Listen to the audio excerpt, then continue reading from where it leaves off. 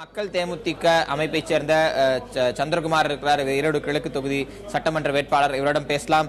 சந்திரகுமார், தற்போது வைகோ போட்டி இல்லை என்று அறிவித்திருக்கிறார். தான் போட்டியிட மறுப்பதற்கான காரணம், போட்டியிலிருந்து விலகுவதற்கான காரணம் என்று திராவிட முன்னேற்ற கழகத்தின் மீது பல்வேறு குற்றச்சாட்டுகளை அவர் முன்வைத்திருக்கிறார். இதை நீங்க எப்படி பார்க்கிறீங்க?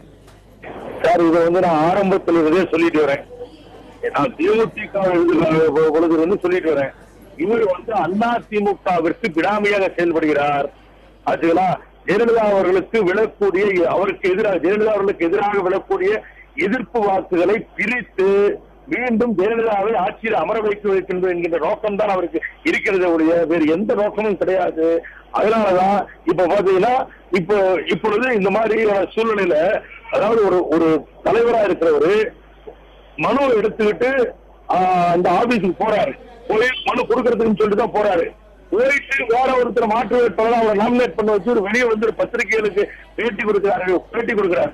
அந்த பேட்டியில வேறு ஏதேனும் காரணம் சொல்லியிருந்தா கூட யோசிக்கலாம். ஆனா முழுக்க திமுகவை குறிவைத்து அவர் திமுக மீது குற்றம் சாட்டி பேசுவதிலிருந்து நீங்கள் முடிவு செய்து கொள்ளுங்கள். இது அண்ணா திமுகவிற்கு ஆதரவான நிலையை எடுப்பதற்காகத்தான் இந்த மாதிரியான நிலையில எடுத்துட்டு இருக்காரு.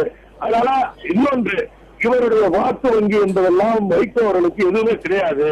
அந்த இடத்துல போட்டியிட்டால் நிச்சயமாக தோல்வியை தழுவுவோம் என்பது அவருக்கு நன்றாகவே தெரியும். இது மட்டுமல்ல, எங்கெங்க போட்டியிடுறதால எல்லாருமே தோல்வி போறாங்க. நான் ஏற்கனவே சொன்னது போல மிக குறைந்த வாக்குகள் தான் பெற போறாங்க.